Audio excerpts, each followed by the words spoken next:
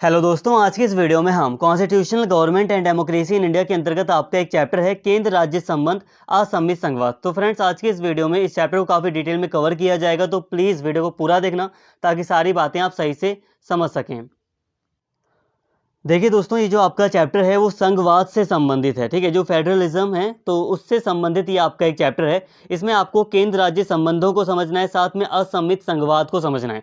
कई बार एग्जाम में क्वेश्चन आता है कि असममित संघवाद की क्या विशेषताएं हैं भारत में, मतलब भारतीय संविधान में या भारतीय संघीय व्यवस्था में असममित संघवाद की क्या विशेषताएं हैं।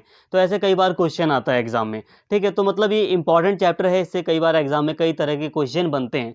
सारी बातें यहाँ पर आपके सिलेबस के अकॉर्डिंग की जाएंगी, सिलेबस के अकॉर्डिंग यहाँ पे सारी चीज़ें आपको समझाई जाएंगी। बस आप हर बार की तरह वीडियो को पूरा देखिए। यहाँ पे देखिए, पहले हम यहाँ पे थोड़ा सा संघवाद को समझ लेंगे दोस्तों कि संघवाद का क्या अर्थ है। नॉर्मली यहाँ पे हम संघवाद को हल्का सा समझेंगे। ठीक है, फिर यहाँ पे हम बात करेंगे केंद्र राज्य संबंध की बात करेंगे, फिर बात करेंगे हम यहाँ पर असममित संघवाद की। तो सारी बातें यहाँ पे दोस्तों आपके सिलेबस के अकॉर्डिंग ही होंगी। बस आप वीडियो को प्लीज़ पूरा देखिए, सारी चीज़ें आपको काफ़ी आसानी से समझ में आ जाएंगी। देखिए दोस्तों, भारतीय संविधान में सरकार के संघीय रूप को अपनाया गया, यानी कि भारतीय संविधान में संघीय व्यवस्था यानी कि फेडरल सिस्टम को अपनाया गया है। अब ये है क्या, तो अभी मैं इसको एक्सप्लेन करूंगा, लेकिन उससे पहले कुछ सामान्य बातें यहाँ पे समझ लेते हैं। देखिए दोस्तों, अगर हम बात करें राष्ट्रीय सरकार और जो क्षेत्रीय सरकार होती है, ठीक है, जो मतलब एक राष्ट्रीय स्तर की केंद्र सरकार हो गई और दूसरी राज्य सरकार कह लो या जो क्षेत्रीय सरकार होती है, अगर उनके भी संबंधों के आधार पर अगर हम बात कर रहे हैं तो सरकार के दो रूप माने जाते हैं, एक एकात्मक और एक है संघीय। ठीक है, अब ये है क्या, तो इसको यहाँ पे समझ लीजिए। देखिए, एकात्मक व्यवस्था क्या होती है सरकार की और संघीय व्यवस्था क्या होती है, इसको आपको थोड़ा सा समझना है। यहाँ पे सारी बातें सिलेबस के अकॉर्डिंग ही हो रही हैं और आगे भी आपको सारी चीज़ें सिलेबस के अकॉर्डिंग आपको समझाई जाएंगी अच्छे से। तो यही कहूँगा कि वीडियो को आप एंड तक देखिए, सही से देखिए। तो देखिए, एकात्मक सरकार क्या है, तो देखिए, शक्तियाँ और कार्य केंद्रीय सरकार और क्षेत्रीय सरकार में निहित होते हैं और शक्तियां संविधान द्वारा विभाजित केंद्र और क्षेत्रीय सरकार में निहित होते हैं। यहाँ पे बात को समझ लो। देखिए, जो एकात्मक सरकार होती है ना दोस्तों, उसमें जो केंद्र सरकार होती है, जो राष्ट्रीय पूरे देश की जो सरकार होती है, उसी के पास सारी शक्तियां होती हैं। अब वो डिसाइड करेगी कि जो क्षेत्रीय सरकार है उसको कितनी शक्तियां देना है या कितनी शक्तियां नहीं देनी है। वो मतलब क्षेत्रीय सरकार का गठन भी वो केंद्रीय सरकार ही करती है। संघीय व्यवस्था में क्या होता है, सरकार के संघीय व्यवस्था में क्या होता है कि शक्तियां संविधान द्वारा विभाजित होती हैं केंद्र और क्षेत्रीय सरकार में। जैसे कि भारत में क्या है, भारत में राज्य भी हैं, भारत में केंद्र भी हैं। राज्य स्तर पर भी चुनाव होता है और केंद्र स्तर पर भी चुनाव होता है। राज्य स्तर की सरकार बनती है और केंद्र स्तर की भी सरकार बनती है। अब केंद्र और राज्य के बीच में भारतीय संविधान ने शक्तियों का बंटवारा किया है, तो यही तो है संघीय व्यवस्था। तो सिंपल सी बात है, संघीय सरकार की व्यवस्था वो होती है जिसमें जो क्षेत्रीय सरकार है, चाहे आप इस क्षेत्रीय सरकार को राज्य सरकार कह लो या जिले की मान लो, जैसे कि मान लो कई छोटे छोटे कई सारी जो देश हैं, कई सारी जो कंट्रीज़ हैं वो काफ़ी छोटी हैं, तो वहाँ पर मतलब स्टेट नहीं होते ना, देश के अंदर अलग राज्य नहीं होते, तो छोटे छोटे क्षेत्र में बांट दिया जाता है देश को। तो इसीलिए क्षेत्रीय सरकार के रूप में कई बार मतलब जो केंद्र के बाद जो सरकार आती है उसको क्षेत्रीय सरकार कह दिया जाता है। तो सिंपल सा है, संघीय सरकार व्यवस्था में क्या होता है, संघीय व्यवस्था में ये होता है कि केंद्र और जो क्षेत्रीय सरकार होती है, चाहे वो आप उसे राज्य सरकार कह लो, उनके बीच शक्तियों का स्पष्ट बंटवारा होता है। ठीक है, स्पष्ट रूप से शक्तियां बांटी जाती हैं दोनों दोनों ही जो क्षेत्रीय और केंद्र स्तर की सरकारें हैं उनमें। और जो एकात्मक सरकार व्यवस्था होती है, इसमें क्या होता है, इसमें जो केंद्रीय सरकार होती है यानी कि जो राष्ट्रीय सरकार होती है, उसी के पास सारी शक्तियां होती हैं, सारी जिम्मेदारी उसी के पास होती है।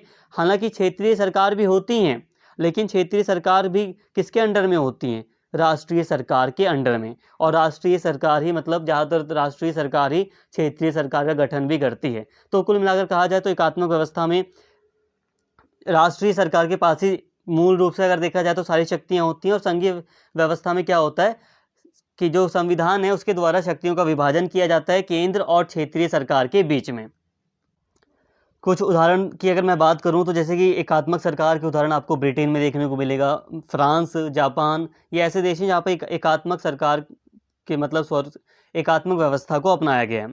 संघीय की बात की जाए तो ऑस्ट्रेलिया, कनाडा, अमेरिका और भारत, यहाँ पर संघीय व्यवस्था को अपनाया गया। बाकी सारी चीज़ें और क्लियर होंगी आगे, जैसे जैसे भी हम बातें करेंगे तो सारी चीज़ें आपको और अच्छे से समझ में आएंगी। तो अभी यहाँ पे आपको इतना समझ में आ गया कि संघीय व्यवस्था क्या होती है। ये फेडरल सिस्टम यही है, ठीक है, ये फेडरल सिस्टम यही है। इसमें राज्य और जो केंद्रीय सरकार है उसके बीच मतलब शक्तियों का बंटवारा होता है, दोनों ही स्तर की सरकारें बनती है, ये होता है संघीय व्यवस्था। हालांकि वो बात अलग है। अब भारत की मैं अगर बात करूँ, अभी मैं आगे आगे आपको समझाऊंगा, एक्सप्लेन करूंगा, लेकिन भारत की जो संघीय व्यवस्था है उसमें अगर हम बात करें तो राज्य को बहुत ज़्यादा शक्तियाँ नहीं दी गई जितना यूएसए के कॉन्स्टिट्यूशन में राज्यों को शक्तियाँ दी गई हैं, ठीक है। हालांकि दोनों में ही संघीय व्यवस्था है, अमेरिका में भी संघीय व्यवस्था है और भारत में भी है, ठीक है, लेकिन थोड़ा सा अंतर तो है ही। लेकिन फिर भी आपको आई होप यहाँ तक बातें समझ में आ गई कि एकात्मक सरकार किसे कहते हैं और संघीय सरकार किसे कहते हैं, ठीक है। फेडरल सिस्टम को यहाँ पर आपने समझ लिया। अब यहाँ पे देखिए भारतीय संविधान की संघीय व्यवस्था विशेषताएं। अब भारतीय संविधान ने जिस संघीय व्यवस्था को अपनाया है उसकी क्या विशेषताएं हैं, ध्यान रखना। अभी मैं इस टॉपिक को ना एक बार लास्ट में भी आपको एक्सप्लेन करूंगा, एक्सप्लेन नहीं करूंगा, इसके रिगार्डिंग एक क्वेश्चन आता है एग्जाम में जो कि जिसमें आप जैसे कि असम्मित संघवाद है तो उसमें बहुत सारे बच्चे कंफ्यूज हो जाते हैं, उसको लेकर भी मैं मतलब एक आपका जो मतलब आप उस वैसे क्वेश्चन में क्या लिख सकते हैं तो उससे रिलेटेड सारी बातें आपको बताऊंगा, लेकिन वो चीज़ मैं लास्ट में आपको एक्सप्लेन करूंगा। लेकिन यहाँ पे अभी हम बात करते हैं संविधान की संघीय विशेषताओं की।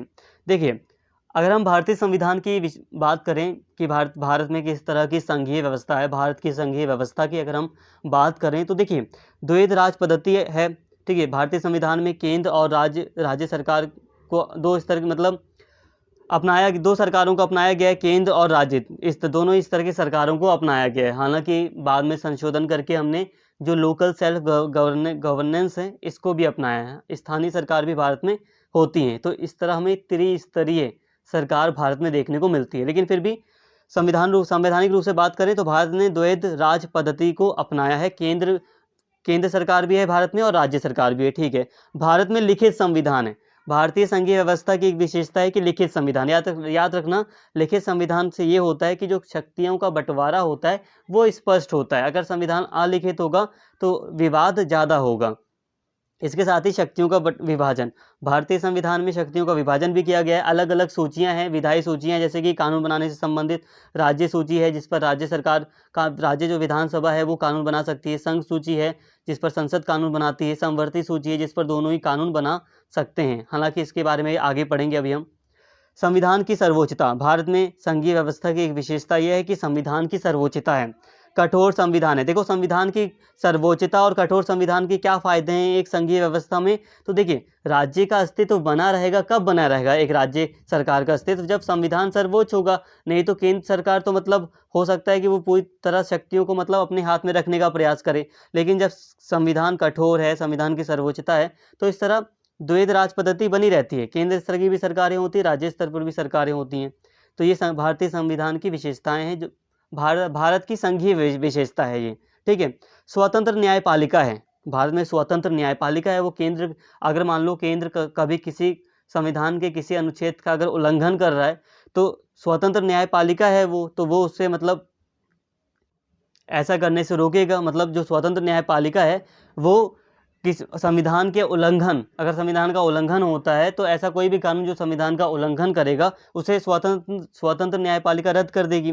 इसके साथ ही द्विसदनीय विधायिका, भारत में लोकसभा भी है जो जनता का प्रतिनिधित्व करती है और जो जिसके द्वारा केंद्र सरकार बन रही है, ठीक है, लोकसभा के द्वारा। लेकिन राज्य का भी प्रतिनिधित्व होता है, केंद्रीय स्तर पर देखें तो राज्यसभा है, ठीक है, तो केंद्र राज्यों का भी ये प्रतिनिधित्व करती है। तो यहाँ हमने बात की भारत की संघीय विशेषताओं की, भारत की या भारतीय संविधान की संघीय विशेषताओं को यहाँ पे हमने समझ लिया। ये है भारतीय संविधान की संघीय विशेषताएं, ठीक है। ज़्यादा डीपली नहीं जाना था इसलिए नॉर्मली समझाया है और बहुत इजी है, ज़्यादा हार्ड है ही नहीं। तो इतना जो समझाया है, आई होप यहाँ तक आपको बातें समझ में आई होंगी। लेकिन यहाँ पे कुछ बातें आपको और भी समझ लेनी है, जैसे कि भारतीय संविधान की अगर हम बात करें संघीय व्यवस्था को लेकर तो यहाँ पे कुछ एकात्मक विशेषताएं भी मिल जाती हैं। क्या हैं?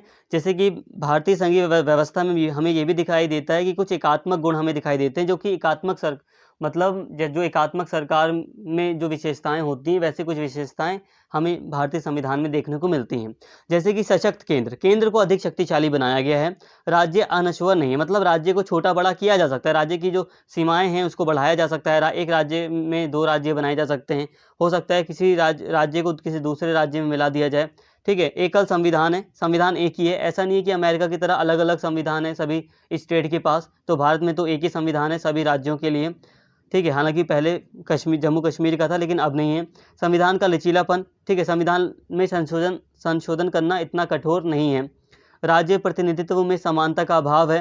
राज्यों का जो प्रतिनिधित्व है इसके बारे में हम बात करेंगे आगे। जो उसमें राज्यसभा में अगर हम बात करें तो जो छोटे स्टेट हैं जिनकी जनसंख्या कम है उनका प्रतिनिधित्व बहुत कम है। आपातकालीन उपबंध हैं, ऐसे इमरजेंसी यानी कि आपातकालीन उपबंध हैं जो कि केंद्र सरकार को अधिक शक्तिशाली बनाते हैं। इसके साथ ही एकल नागरिकता का मतलब यह है दोस्तों कि पूरे देश की जो नागरिकता है वो व्यक्तियों को प्रदान की जाती है, किसी स्टेट की नागरिकता प्रदान नहीं की जाती। भारत में चाहे आप यूपी के हों चाहे आप केरल के हों, अगर आप भारतीय नागरिक हो तो मतलब आप भारतीय नागरिक ही कहलाओगे। ठीक है, चाहे आप कर्नाटक में रह रहे हो चाहे आप पंजाब में रह रहे हो, तो जो स्टेट है आपका उस स्टेट की नागरिकता नहीं दी जाती। आप भारत में कहीं भी रह रहे हो और आपको देश की नागरिकता भी प्रदान की गई है तो आप भारतीय नागरिक कहलाओगे।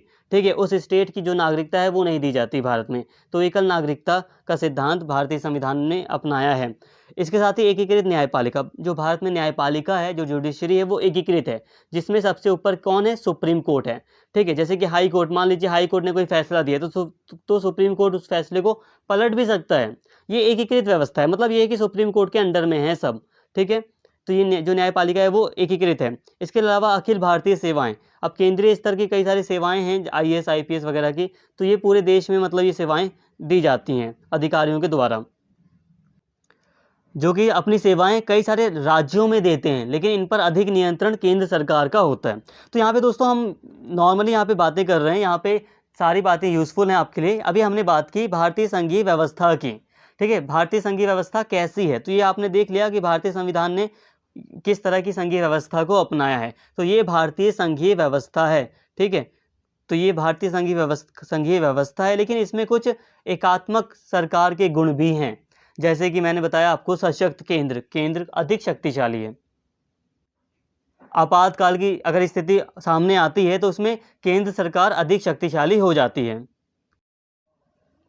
तो फ्रेंड्स, भारतीय संविधान में कई ऐसे प्रावधान किए गए हैं जो कि केंद्र सरकार को अधिक शक्तिशाली बनाते हैं, जिस कारण से एक विद्वान रहे हैं केसी वेयर, इन्होंने भारतीय संविधान को अपनी प्रकृति में अर्ध संघीय कहा है। तो फ्रेंड्स, यहाँ तक हमने फेडरलिज्म के तहत यहाँ पे सारी बातें की। यहाँ पर अभी हमने भारतीय फेडरलिज्म को यानी कि भारतीय संघीय व्यवस्था को काफ़ी डिटेल में समझ लिया।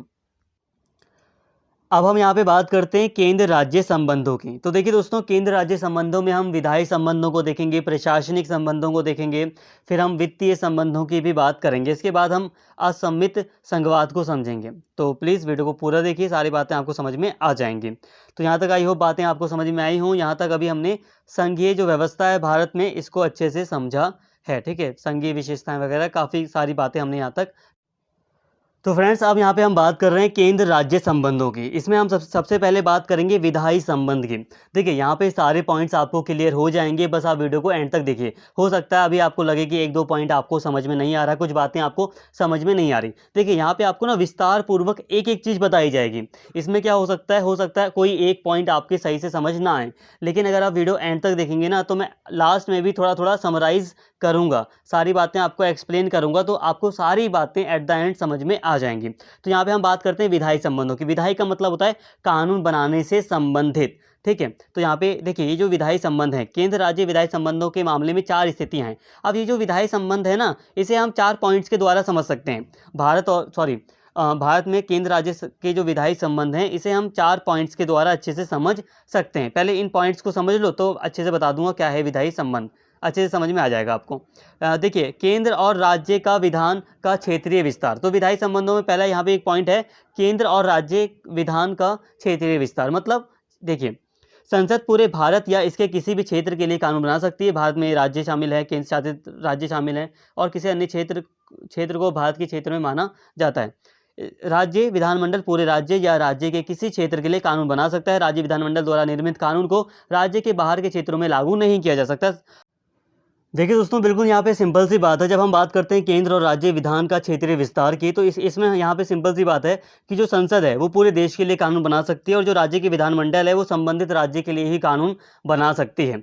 सिंपल सी बात आप यहाँ पे ऐसे समझ सकते हो, जो संसद है, ठीक है, वो भारत के किसी भी हिस्से के लिए कानून बना सकती है। ठीक है, केरल राज्य के लिए भी बना सकती है, पंजाब राज्य के लिए भी बना सकती है। ठीक है, किसी दूसरे राज्य के लिए भी, भारत के किसी दूसरे राज्य के लिए भी, क्षेत्र के लिए भी संसद कानून बना सकती है।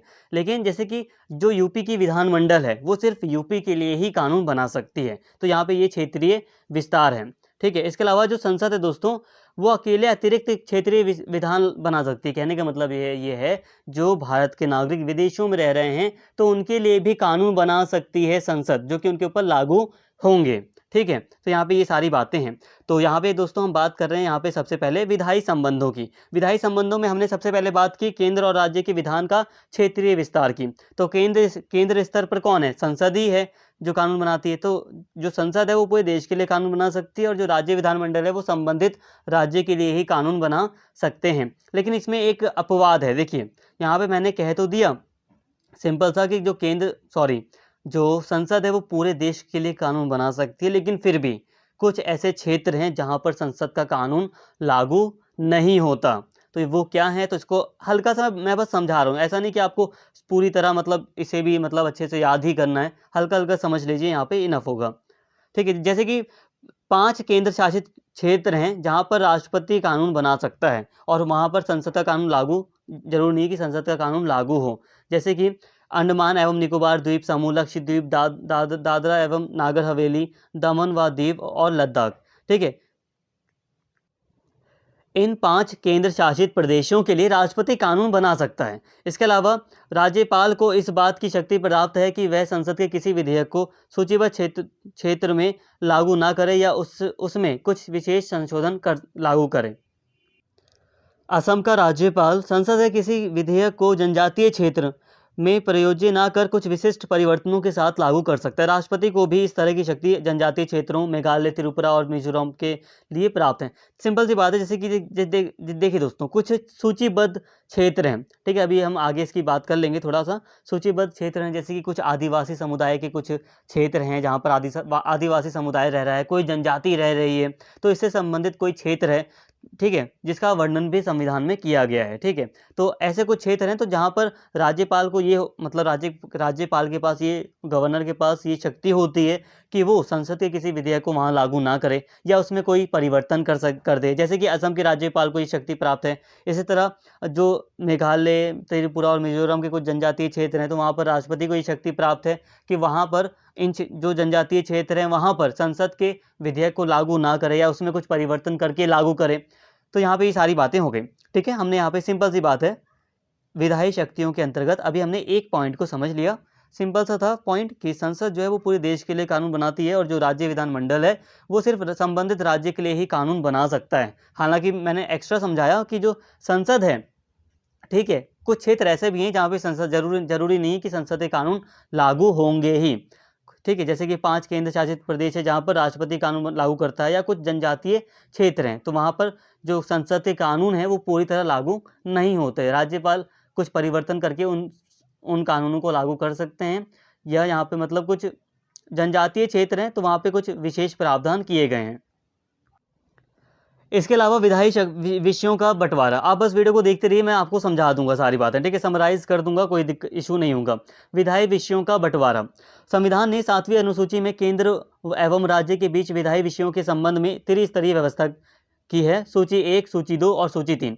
सिंपल सी बात है, अगर हम बात करें भारतीय संविधान की, तो भारतीय संविधान में कई सारी अनुसूचियां हैं, जिसमें से जो 7वीं अनुसूची है उसमें विधायी विषयों का बंटवारा किया गया है। विधायी विषय मतलब किन विषय पर, किन टॉपिक्स पर कौन कानून बनाएगा, राज्य बनाएगा, केंद्र सरकार बनाएगी यानी कि संसद बनाएगी।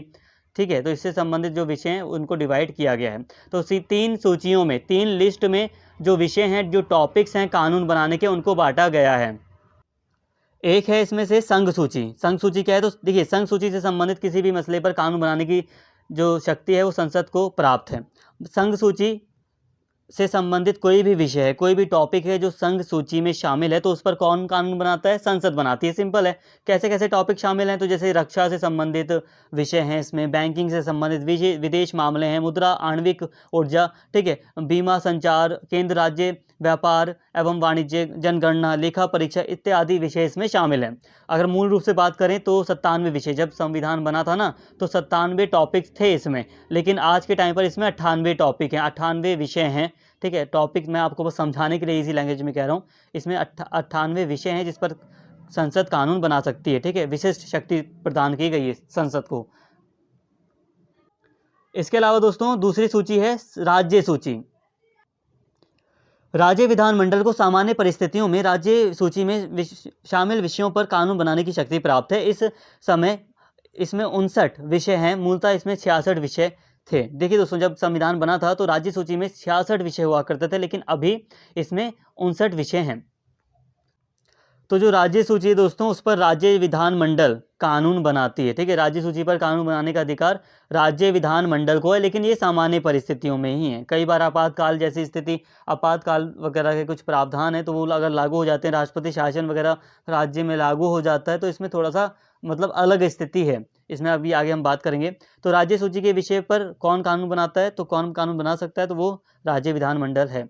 इसमें कैसे कैसे विषय शामिल हैं, तो देखिए, सार्वजनिक व्यवस्था करना है, पुलिस, जन स्वास्थ्य एवं सफाई, कृषि, जेल, स्थानीय शासन, मत्स्य पालन, बाजार इत्यादि विषय इसमें शामिल हैं। इसके अलावा समवर्ती सूची।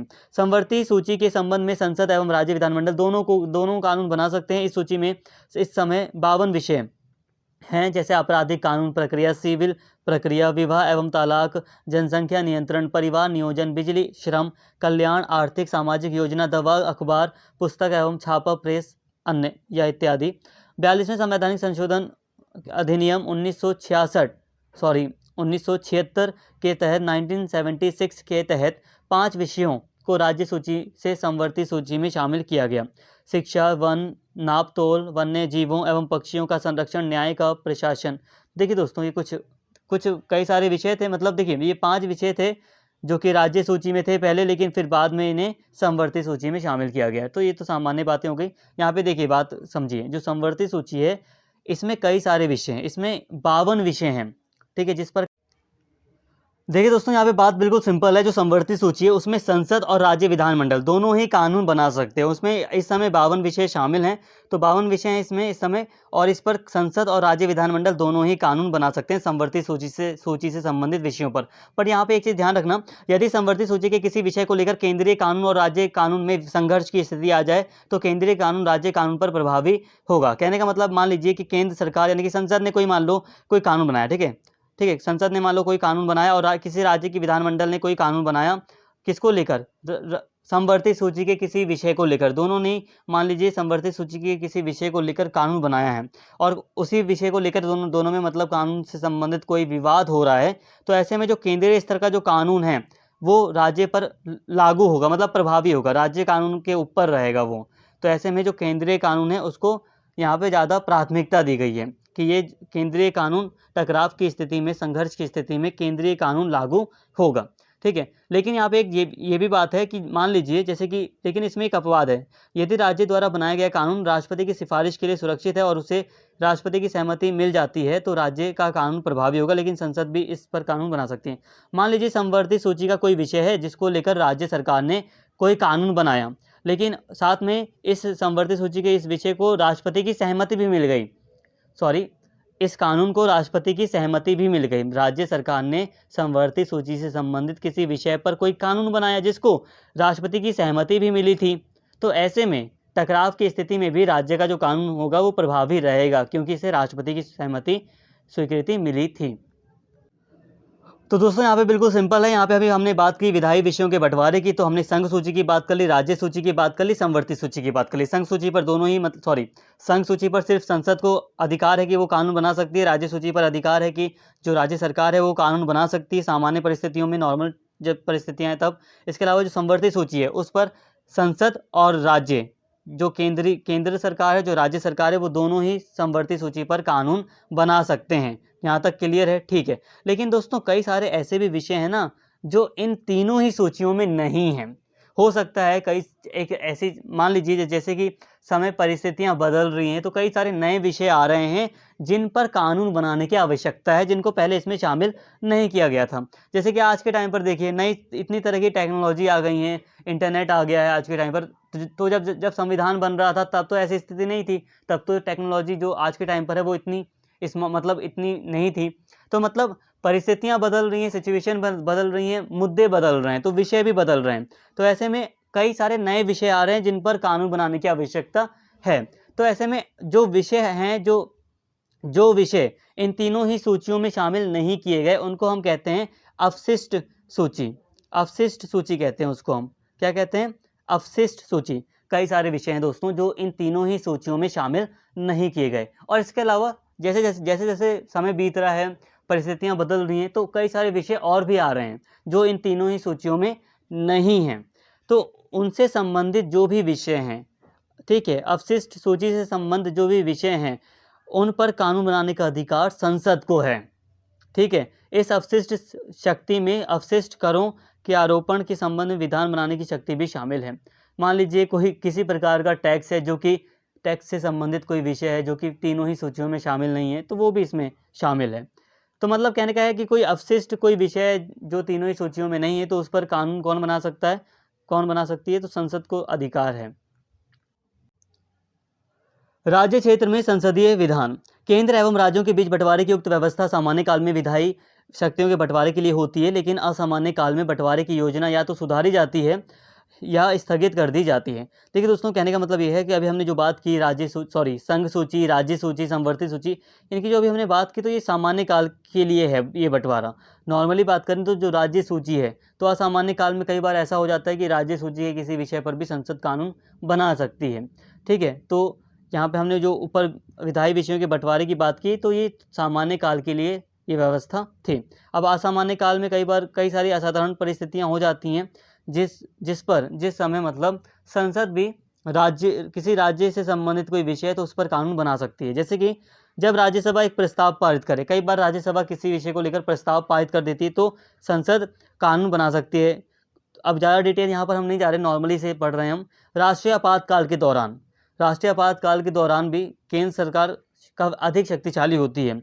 राज्यों के अनुरोध की अवस्था में, जब दो या दो से अधिक राज्य किसी विषय पर कानून बनाने के लिए अनुरोध करते हैं, रिक्वेस्ट करते हैं संसद से कि आप इस विषय को लेकर कानून बनाइए, तो संसद उस विषय से संबंधित फिर कानून बना सकती है।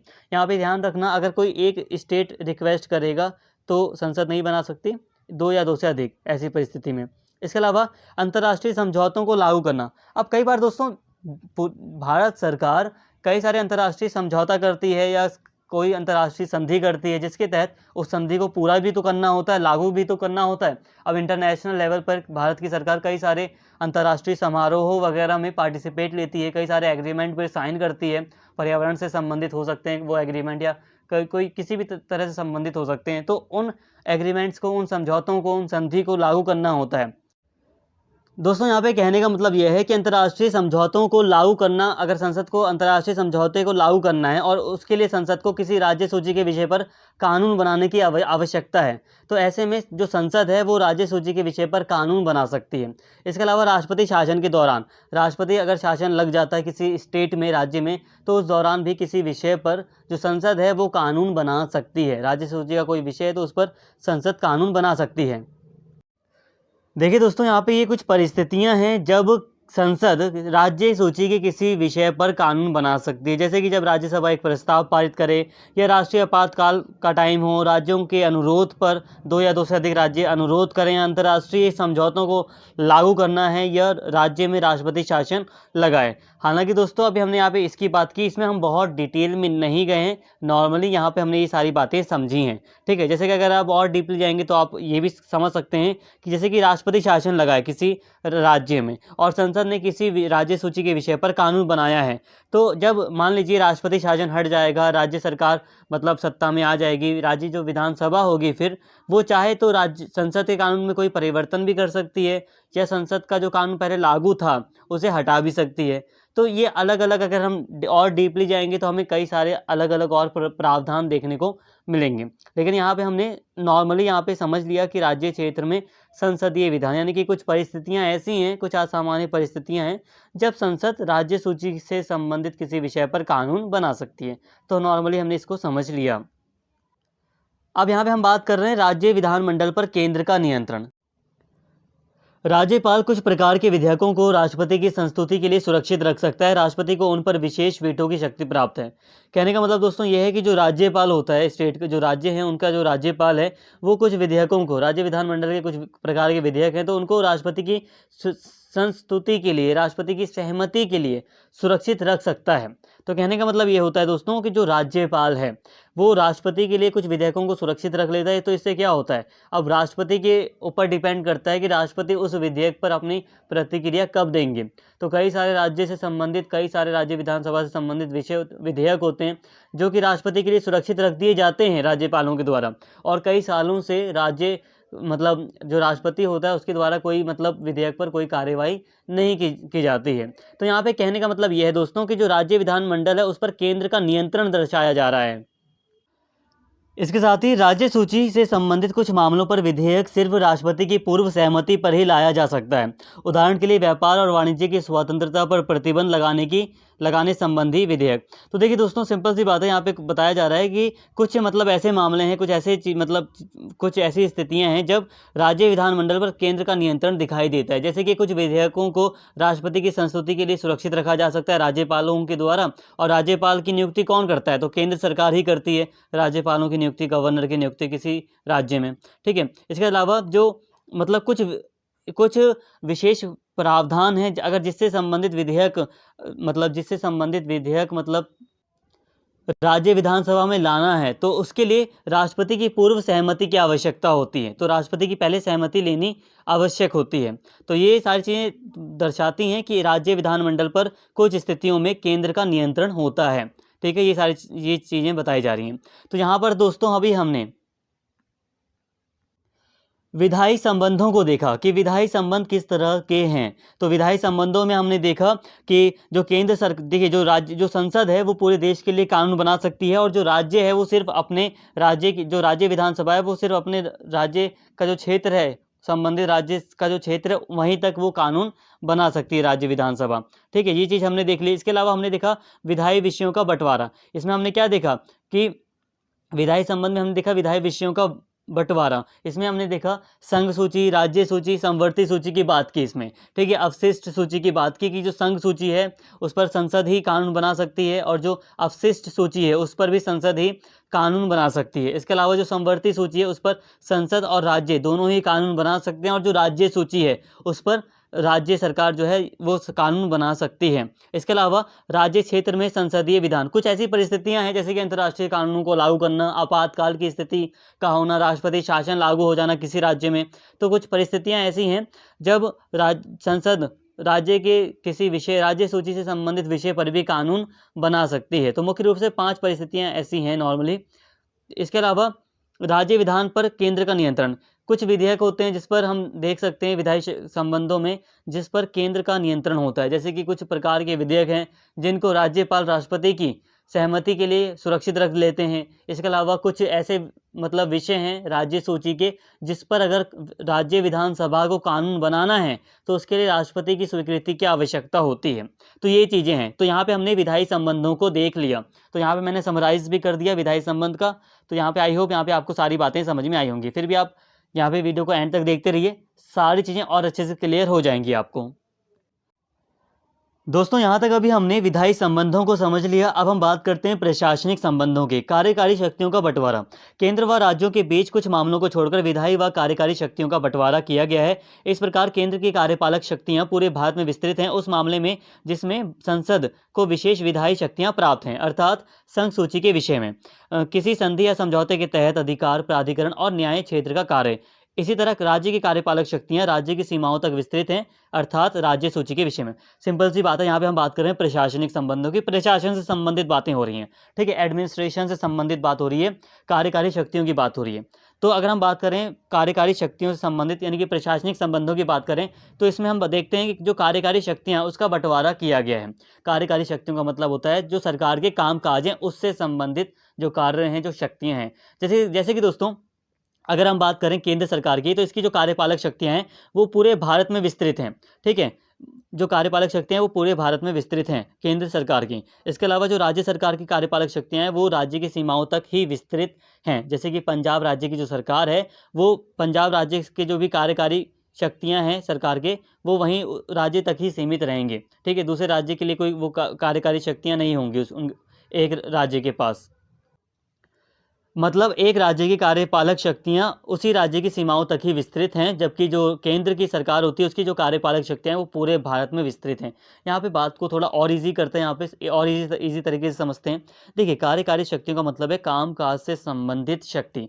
अब सरकार के कामकाज है ना, अलग अलग विषय हैं। जैसे कि मान लीजिए केंद्र सरकार ने या संसद ने मान लीजिए कि कोई रक्षा से संबंधित कोई कानून बनाया, ठीक है। अब रक्षा से संबंधित कोई कानून बनाया है और ये जो रक्षा का विषय है ये संघ सूची का विषय है, तो संसद ने इस पर कानून पास किया और अब जो केंद्र सरकार है वो व्यवस्था करेगी, उस कानून से संबंधित जो भी व्यवस्थाएं वो केंद्र सरकार करेगी। मतलब अब रक्षा से संबंधित जो भी कार्य हैं, जो कार्यकारी शक्तियाँ हैं, जो भी कार्य करने हैं वो केंद्र सरकार करेगी, ठीक है। तो ये यही यहाँ पे बात हो रही है, ठीक है। इसके अलावा मान लीजिए कोई कृषि से संबंधित कोई व्यवस्था है किसी राज्य में, तो हर एक राज्य अपना, जैसे कि ये जो कृषि है वो राज्य का विषय है, राज्य सूची का विषय है। तो अब कृषि से संबंधित कोई प्रावधान है या कृषि से संबंधित कोई व्यवस्था करनी है तो वो राज्य सरकार करेगी, क्योंकि ये राज्य राज्य सूची का विषय है, तो ये राज्य की कार्यपालक शक्ति का अंग है।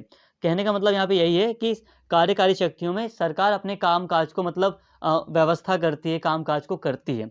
तो अगर हम बात करें अगर केंद्र की दोस्तों, तो देखिए संसद के जो कानून है वो विस्तृत होते हैं, पूरे देश में लागू होते हैं, देश के किसी भी हिस्से में लागू हो सकते हैं, तो उसकी व्यवस्था करना, हर चीज़ की जो जिम्मेदारी आ जाती है फिर केंद्र सरकार के ऊपर आ जाती है, ठीक है। तो इस तरह हम कहते हैं कि जो केंद्र सरकार है उसकी जो कार्यपालक शक्तियाँ हैं वो पूरे देश में विस्तृत हैं। इसके अलावा कोई मान लीजिए अंतर्राष्ट्रीय समझौता वगैरह हुआ है, कोई चीज़ें हुई हैं, तो केंद्र सरकार की जो कार्यकारी शक्तियाँ हैं वो पूरे भारत में विस्तृत हैं। दूसरी तरफ जो राज्य की कार्यपालक शक्तियाँ हैं वो बस राज्य की सीमाओं तक हैं और जो राज्य सूची के विषय उस तक सीमित हैं। एक और उदाहरण अगर मैं दूं दोस्तों, जैसे कि मान लो स्वास्थ्य से संबंधित कोई मतलब व्यवस्था करनी है, ठीक है, जन स्वास्थ्य के लिए कोई व्यवस्था की जा रही है, करनी है, तो इसमें राज्य की कार्यपालक शक्तियां हैं शामिल होंगी। जैसे कि मान लीजिए हॉस्पिटल वगैरह खोलने हैं, हॉस्पिटल की व्यवस्था वगैरह करनी है, तो ये जो राज्य सरकार है वो इस पर ध्यान देगी, वो इसकी व्यवस्था करेगी, ठीक है। तो ये केंद्र का विषय नहीं है। तो मतलब ये है कि केंद्र और राज्यों के बीच कार्यकारी शक्तियों का बंटवारा है, ठीक है। यहाँ पे सामान्य बातें, जितना इजी लैंग्वेज में आपको समझ में आए उतना ठीक है। वे विषय जिन पर केंद्र एवं राज्य दोनों को विधान निर्माण की शक्ति प्राप्त है, जैसे कि मान लीजिए कोई संवर्ती सूची का विषय है, अब राज्य सरकार भी कानून बना सकती है संवर्ती सूची के विषय पर, केंद्र सरकार भी। तो ऐसे में दोनों को ही मतलब मान लीजिए केंद्र समवर्ती सूची है, तो समवर्ती सूची पर राज्य और केंद्र दोनों ही कानून बना सकते हैं। तो समवर्ती सूची के विषय पर जो मतलब कार्यकारी शक्तियां हैं वो राज्यों में निहित हैं, राज्य उसकी मतलब कार्यकारी शक्तियां राज्यों के पास हैं उसके। हाँ, ऐसा भी हो सकता है बाद में कि जो संसद है या संसदीय कोई कानून बनाया जाए, संविधानिक कोई उपबंध किया जाए, फिर उस कार्य को केंद्र को सौंपा जा सकता है, ठीक है, ऐसा किया जा सकता है, लेकिन फिर वो संविधानिक उपबंध या संसदीय विधि की आवश्यकता होगी। इसके अलावा राज्यों को केंद्र के निर्देश, अब देखिए इनके अतिरिक्त केंद्र को एक यह अधिकार है कि वह राज्यों को निम्नलिखित मामलों पर अपनी कार्यकारी शक्तियों का प्रयोग के लिए निर्देश दे सकता है। इसके साथ ही दोस्तों जो राज्य है उसको केंद्र सरकार है वो राज्य को निर्देश दे सकती है कार्यकारी शक्तियों से संबंधित। तो कुछ परिस्थितियां ऐसी हैं या कुछ कार्यकारी शक्तियां ऐसी हैं जिस पर जो केंद्र सरकार है वो राज्यों को निर्देश दे सकती हैं। तो वो क्या है, तो देखिए पहले यहाँ पे देखिए फर्स्ट लिख लेना आप, यहाँ पे मिसप्रिंट हुआ है, 2 लिखा है यहाँ पर, तो आप यहाँ पे फर्स्ट लिखेंगे। तो जो फर्स्ट है वो है संचार के साधनों को बनाएं व उनका रखरखाव करें। राज्यों में रेलवे संपत्ति की रक्षा करें, केंद्र सरकार निर्देश दे सकती है राज्यों को कि जो राज्य है वो जो रेलवे संपत्ति की रक्षा करें। प्राथमिक शिक्षा के स्तर पर राज्य से संबंधित भाषाई अल्पसंख्यक समूह के बच्चों के लिए मातृभाषा सीखने की व्यवस्था करें। राज्य में अनुसूचित जनजातियों के कल्याण के लिए विशेष योजनाएं बनाएं, उनका क्रियान्वयन करें। इन मामलों में अनुच्छेद 365 के अंतर्गत केंद्र के निर्देश भी राज्य पर लागू होते हैं। कहने का मतलब यह है कि जो केंद्र सरकार है वो कुछ परिस्थितियों में, जैसे कि यहाँ पे लिखा है कि संचार के संसाधनों को बनाए रखना या उनका रखरखाव या रेलवे की संपत्ति को सुरक्षा से संबंधित कुछ मामलों में केंद्र सरकार राज्यों को निर्देश दे सकती है और राज्यों के लिए उस निर्देश को फॉलो करना आवश्यक है। ठीक है, यहाँ पे लिखा है ना 365 के अंतर्गत आते हैं, मतलब यह है कि अनुच्छेद 365 के अंतर्गत अगर मतलब राज्य सही से काम नहीं कर रहा तो उसमें फिर राष्ट्रपति शासन लगाने का भी प्रावधान है। तो मतलब यह है कि केंद्र सरकार प्रशासन से संबंधित कुछ निर्देश राज्यों को दे सकती है। ठीक है, आई होप यहाँ तक आपको बात समझ में आई। केंद्र व राज्यों के बीच सहयोग, अब सहयोग से संबंधित भी कुछ उपबंध हैं तो इसको भी एक बार देख लेते हैं। संसद किसी अंतर्राज्यीय नदी घाटी के पानी के प्रयोग, वितरण और नियंत्रण के संबंध में किसी विवाद या शिकायत पर न्याय निर्णय दे सकती है। मान लीजिए दो राज्यों में कोई विवाद है नदी वगैरह को लेकर, पानी के बंटवारे को लेकर, तो उस पर जो संसद है वो उस विवाद का निपटारा कर सकती है, न्याय निर्णय दे सकती है। इसके अलावा राष्ट्रपति अनुच्छेद 263 के तहत केंद्र व राज्यों के बीच सामूहिक महत्व के विषय की जांच व बहस के लिए अंतर्राज्यीय परिषद का गठन कर सकता है। मतलब राष्ट्रपति अंतर्राज्यीय परिषद का गठन कर सकते हैं, जो कि कोई विषय है सामूहिक महत्व का तो उस पर चर्चा वगैरह करने के लिए, उसकी जांच करने के लिए। ठीक है, संसद संवैधानिक उद्देश्य से अंतर्राज्यीय व्यापार, वाणिज्य एवं अंतर संबंध की स्वतंत्र व्यवस्था के तहत किसी प्राधिकरण का गठन कर सकती है। तो ये सामान्य बातें थी, सहयोग से संबंधित ये कुछ पॉइंट हैं। इसके साथ ही दोस्तों यहाँ पे हम बात करते हैं अखिल भारतीय सेवाओं की। ऑल इंडिया जो सर्विसेज हैं, किसी अन्य संघ की तरह केंद्र एवं राज्य की सार्वजनिक सेवाएं बटी हुई हैं, जिन्हें केंद्रीय सेवाएं या राज्य सेवाएं कहा जाता है। देखिए दोस्तों, भारत में जो जैसे कि नॉर्मली संघीय देश में होता है, उसी तरह भारत में भी जो केंद्र है और जो राज्य हैं, इनके बीच में जो सेवाएं हैं उनका बंटवारा किया गया है कि ये राज्य स्तर की सेवाएं हैं, सर्विसेज हैं, ये केंद्रीय स्तर की सेंट्रल लेवल की सर्विसेज हैं। इनमें अखिल भारतीय सेवाएँ IAS, IPS और IFS शामिल हैं। अखिल भारतीय सेवाओं में अगर हम बात करें नॉर्मली तो IAS, IPS और IFS शामिल हैं। इंडियन फॉरेस्ट सर्विस होता है F से। ठीक है, IAS, IPS और IFS, इन सेवाओं के अधिकारी केंद्र और राज्यों के अंतर्गत उच्च पदों पर अपनी सेवाएं प्रदान करते हैं, परंतु इनकी नियुक्ति और प्रशिक्षण केंद्र द्वारा किया जाता है। देखिए दोस्तों, इनको जो ट्रेनिंग दी जाती है, अखिल भारतीय सेवाओं की जो सर्विसेज शामिल है इसमें, इनमें जो ट्रेनिंग दी जाती है वो केंद्र सरकार के द्वारा दी जाती है। ठीक है, और इन पर जो नियंत्रण होता है वो अधिक नियंत्रण भी केंद्र सरकार का ही होता है। लेकिन ये कार्य कहाँ करते हैं? ये केंद्र में भी कार्य करते हैं और राज्य में कार्य करते हैं। तो इसलिए कई बार विवाद भी होता है कि जो प्रशासन संबंधित ये जो चीज़ें हैं, इसमें मतलब कई बार राज्य और केंद्र सरकार के बीच में विवाद भी होता है कि कई बार राज्य सरकार आरोप लगाती है कि ये मतलब ये जो अधिकारी हैं वो स्वतंत्र रूप से मतलब थोड़ा राज्य सरकार की कई बार बात नहीं मान रहे, या कई तरह के आरोप राज्य सरकार के द्वारा लगाए जाते हैं और इसीलिए कई बार विवाद भी देखा जाता है। तो ये अखिल भारतीय सेवाएं, थोड़ा सा हमें इसके बारे में पढ़ना था, इसके बारे में हमने पढ़ लिया। तो यहाँ पर दोस्तों हमने प्रशासनिक संबंधों को काफ़ी डिटेल में समझा है। हो सकता है कुछ बातें आपको स्पष्ट ना हुई हों, लेकिन इसका मतलब ये नहीं है कि दोस्तों आप कंफ्यूज रहें। जितनी भी बातें आराम से आपको नॉर्मली समझ में आ रही हैं, आप उनको ध्यान से समझिए। अगर आपके पास टाइम है तो और डीपली यहाँ पे समझने का प्रयास कीजिए। अगर एग्जाम की टाइम पर आप देख रहे हैं तो एक दो पॉइंट अगर आपको नहीं भी समझ में आया तो कोई इशू नहीं है, आप आगे बढ़िए। ठीक है, अगर आपके पास टाइम है तो मान लीजिए कोई अगर आपको पॉइंट नहीं समझ में आया तो कमेंट करके आप पूछ भी सकते हो, बाकी आप खुद भी रिसर्च कर सकते हो अलग से वो पॉइंट। ठीक है, बाकी मैं पूरा प्रयास कर रहा हूँ यहाँ पे आपको सारी बातें समझाई जाएं, इसके लिए बस आप वीडियो एंड तक देखिए। तो यहाँ पे अभी हमने प्रशासनिक संबंधों की बात कर ली कि जो कार्यकारी जो शक्तियाँ हैं, काम काज है सरकार के, वो किस तरह के हैं। तो इसमें हमने देखा कि जो भारत सरकार की जो कार्यपालक शक्तियाँ हैं वो पूरे भारत में विस्तृत हैं। ठीक है, और जो राज्य सरकार की कार्यपालक शक्तियाँ हैं वो राज्य की सीमाओं तक विस्तृत हैं। इसमें हमने देखा कि जो केंद्र सरकार है वो प्रशासन से संबंधित कुछ निर्देश भी दे सकती है राज्य सरकारों को। ठीक है, इसमें हमने देख लिया जैसे कि राज्य में रेलवे संपत्ति की रक्षा करे, ऐसा निर्देश दे सकती है। ठीक है, ये सारी बातें हमने बात कर ली। थोड़ा सा हमने यहाँ पे देखा कि केंद्र व राज्यों के बीच सहयोग से संबंधित कुछ उपबंध है, इसको हल्का सा देखा था हमने। अखिल भारतीय सेवाओं की हमने बात की थी। अब यहाँ पे हम बात करते हैं वित्तीय संबंध की। ठीक है, अब वित्तीय संबंध की बात कर रहे हैं। जहाँ तक वित्तीय संबंधों का सवाल है, वित्तीय व्यवस्था से संबंधित दो मुख्य घटक हैं। पहला प्रमुख कराधान विषयों का वितरण और दूसरा राजस्व के वितरण तथा संघ एवं राज्यों के बीच संसाधनों को साझा करने से संबंधित हैं। संविधान की 7वीं अनुसूची में उल्लिखित सूची 1 और सूची 2 में अलग अलग कराधान मतलब टैक्स से संबंधित विषय हैं। देखिए दोस्तों, यहाँ पे इस टॉपिक को भी जल्दी समझ लेते हैं, कोई इशू नहीं होगा, आसानी से आपको समझ में आ जाएगा, बस ध्यान से यहाँ पे बातों को आप सुनिए। देखिए अगर मुख्य रूप से बात करें तो वित्तीय व्यवस्था में दो मुख्य घटक हैं। एक पहला है कि कराधान विषयों का वितरण, जैसे कि यहाँ पे एक पहली बात निकल के आती है कि कौन कौन से विषय हैं जिन पर राज्य सरकार टैक्स ले सकती है और कौन कौन से ऐसे विषय हैं जिस पर केंद्र सरकार टैक्स ले सकती है।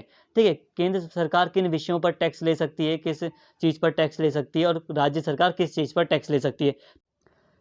इसके साथ ही दोस्तों यहाँ पे है कि राजस्व के वितरण, मतलब यहाँ पे जो पैसा इकट्ठा हुआ है उसका किस तरह से वितरण करना है, केंद्र सरकार के पास कितना रहेगा, राज्य सरकार को कितना मिलेगा, तो राजस्व का वितरण से भी ये बात, मतलब ये भी इसमें शामिल है। तो ये सामान्य बातें दोस्तों। यहाँ पे देखिए, अब बात कर रहे हैं कि संघ सूची में 13 प्रमुख कराधान विषय हैं, जैसे आयकर, कॉरपोरेट कर, सीमा शुल्क और उत्पाद शुल्क आदि। राज्य सूची में 19 प्रमुख कराधान विषय हैं, जैसे कि भूमि राजस्व, कृषि आय पर कर, बिक्री कर, मनोरंजन कर, टिकट और पंजीकरण। मतलब देखिए, जो केंद्र सरकार है, केंद्र सरकार कह लो या जो संसद है, उस संघ सूची है जो, उसमें 13 विषय हैं। ठीक है, जिसमें कराधान विषय शामिल है। 13 कराधान विषय टैक्स से संबंधित विषय हैं, और राज्य सूची में 19 प्रमुख कराधान विषय हैं। एक जगह पे दोस्तों मैंने 18 भी देखा था, तो इसके लिए मैं थोड़ा श्योर नहीं रहूँगा, तो इसके लिए यहाँ पे आप एक बार खुद भी चेक कर सकते हैं कि 18 या 19 है। तो यहाँ पे तो 19 लिखा है, क्योंकि ये वाला पॉइंट मैंने एसवायर की बुक से लिया है। तो यहाँ पे देखिए, तो 13 प्रमुख विषय जो हैं कराधान से संबंधित वो संघ सूची में, और राज्य सूची में 19 प्रमुख कराधान विषय हैं, जैसे कि भूमि राजस्व, कृषि आय पर कर, ठीक है, इत्यादि ये हैं।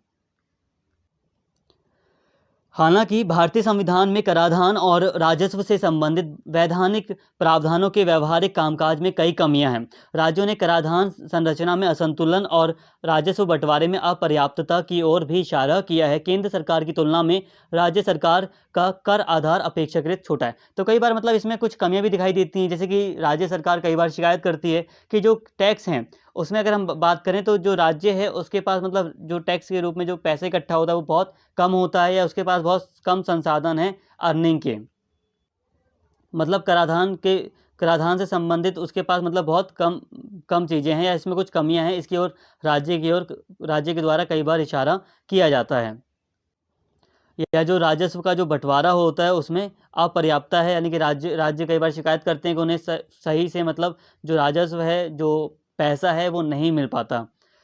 इसके अलावा बुनियादी सामाजिक ढांचे के निर्माण में राज्यों की जिम्मेदारी अधिक है और सामाजिक आर्थिक विकास पर खर्चे भी अधिक हैं। तो राज्य सरकार का कहना होता है कि हमारे खर्चे भी अधिक हैं, तो इसलिए हमें मतलब पर्याप्त पैसे की आवश्यकता होती है, जो कि हमें पर्याप्त राजस्व नहीं मिल पाता बंटवारे पर। जब बंटवारा वितरण प्रणाली है राजस्व की, उसमें मतलब कुछ कमियां हैं, ऐसा राज्य के द्वारा कई बार शिकायत की जाती है।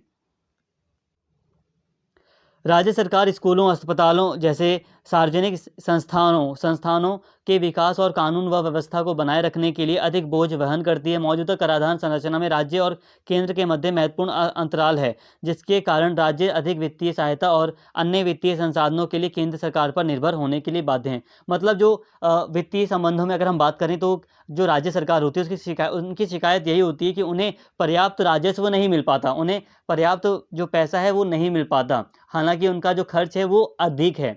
तो ऐसे में जो राज्य सरकार है वो केंद्र सरकार के ऊपर निर्भर रहती है कि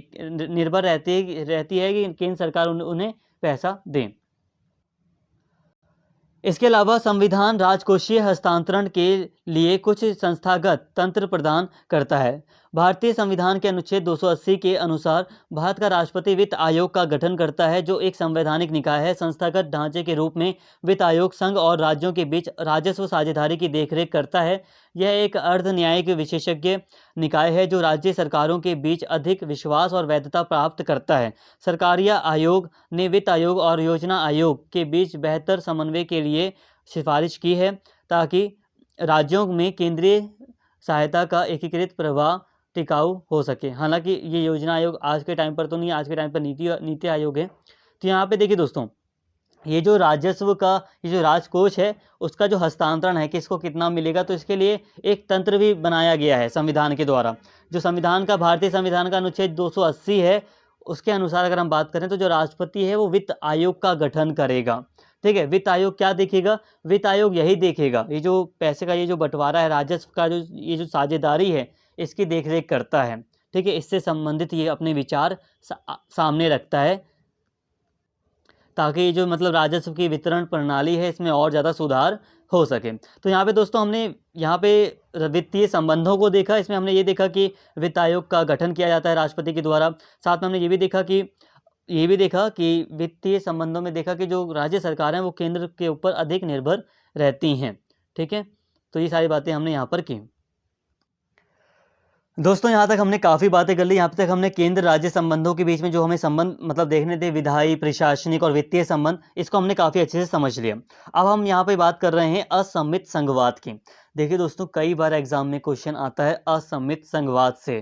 ठीक है, केंद्र राज्य संबंधों से भी क्वेश्चन आते हैं, असममित संघवाद से भी क्वेश्चन आते हैं, पर बच्चे कई बार कन्फ्यूज हो जाते हैं। आप टॉपिक को एंड तक देखिए, सारी कन्फ्यूजन आपकी दूर हो जाएगी, अच्छे से सारी बातें यहाँ पे आपको समझ में आएंगी। असममित संघवाद, जिसे असिमेट्रिकल फेडरलिज्म भी कहा जाता है इंग्लिश में, असिमेट्रिकल फेडरलिज्म। तो देखिए अब ये क्या है, तो इसके बारे में यहाँ पे आपको सारी बातें बताई जाएंगी। असममित संघवाद का अर्थ है कि एक संघ या परिसंघ में विभिन्न घटक राज्यों के पास अलग अलग शक्तियाँ और स्वायत्ता होती है। इसमें कुछ राज्यों को अन्य की तुलना में अधिक विशेष दर्जा या अधिकार प्रदान किया जाता है। तो देखिए असममित संघवाद क्या है? असममित संघवाद वो है कि देखिए एक संघ में एक संघीय देश में जब कुछ राज्यों को कुछ विशेष दर्जा दे दिया जाए, कोई विशेष अधिकार दे दिया जाए या उनके लिए कोई विशेष प्रावधान किया जाए, तो इसे हम असममित संघवाद कहते हैं। आई होप यहाँ तक आपको बातें समझ में आ गई होंगी। जैसे कि पहले क्या था, जम्मू कश्मीर के लिए कुछ स्पेशल प्रावधान किए गए थे। जम्मू कश्मीर राज्य जो था उसे विशेष दर्जा दिया गया था, तो ये असममित संघवाद का उदाहरण था। ठीक है, तो अभी हम इसी से संबंधित आगे बातें करेंगे, सारी चीज़ें आपको समझ में आएंगी। ये वाला जो पॉइंट है, ये वाला अभी मैं आपको समझाऊंगा, लेकिन आगे बातें करते पहले। तो देखिए दोस्तों, क्वेश्चन एग्जाम में आता है सम्मित संघवाद और असम्मित संघवाद की विशेषताएं लिखिए। भारतीय संघवाद में जो सम्मित और असम्मित संघवाद की विशेषताएं हैं, आप इस पर लिखिए। तो ये जो क्वेश्चन है, इससे संबंधित जो भी बातें हैं, इसमें आपको क्या लिखना है, तो ये वाला टॉपिक पढ़ाने के बाद मैं अच्छे से एक्सप्लेन करूँगा। संविधान के भाग 21 में कुछ राज्यों के संबंध में विशेष प्रावधान किए गए हैं। भारतीय संविधान का जो भाग 21 है, उसमें दोस्तों कुछ राज्यों के संबंध में विशेष प्रावधान किए गए हैं। इन राज्यों के नाम है महाराष्ट्र, गुजरात, नागालैंड, असम, मणिपुर, आंध्र प्रदेश, तेलंगाना, सिक्किम, मिजोरम, अरुणाचल प्रदेश, कर्नाटक एवं गोवा। अब एक एक करके बात करते हैं, क्या विशेष प्रावधान किया गया है। ठीक है, क्या मतलब बातें हैं। उदाहरण के लिए अनुच्छेद 371 में यह प्रावधान किया गया है कि महाराष्ट्र या गुजरात के राज्यपाल के पास विकास निधि के समान आवंटन और तकनीकी शिक्षा, व्यावसायिक प्रशिक्षण और रोजगार के अवसरों के लिए सुविधाओं के प्रावधान के साथ कुछ पिछड़े क्षेत्रों के लिए अलग अलग विकास बोर्डों की स्थापना के लिए एक विशेष जिम्मेदारी होगी। मतलब देखिए, ये जो अनुच्छेद 371 है, ये महाराष्ट्र और गुजरात जो राज्य हैं, इनके लिए विशेष प्रावधान कर रहा है। क्या कर रहा है कि यहाँ पर जो राज्यपाल होगा उसके लिए विशेष जिम्मेदारी होगी। ठीक है, उसकी विशेष जिम्मेदारी होगी कि जो पिछड़े हुए क्षेत्र हैं, इन राज्यों में, ध्यान से सुनना, अगर ऐसे याद करोगे ना, ये जो लाइन लिखी है इसमें आपको टफ लगेगा, समझ लोगे तो टफ नहीं लगेगा। जो महाराष्ट्र और गुजरात जो राज्य हैं, यहाँ पर जो पिछड़े हुए क्षेत्र हैं, ठीक है, इनके लिए, इनके विकास के लिए कुछ विकास बोर्ड की स्थापना की जा सकती है राज्यपाल के द्वारा। ठीक है, आसानी से समझ में आ गया होगा।